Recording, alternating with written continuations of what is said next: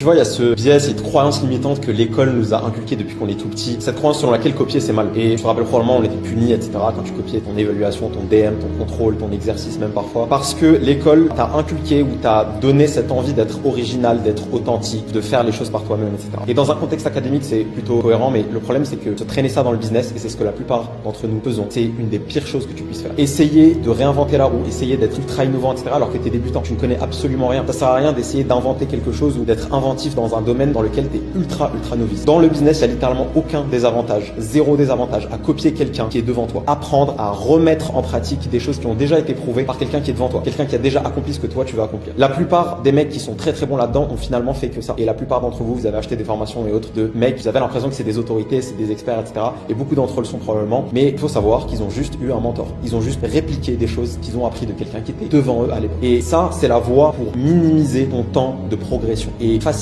ta réussite dans le business. Débarrasse-toi en fait de cette croyance limitante. Débarrasse-toi de ce biais que l'école t'a donné. Ça, c'était dans le contexte académique. Il faut que tu éteignes ton cerveau scolaire et que maintenant tu actives le cerveau entrepreneur.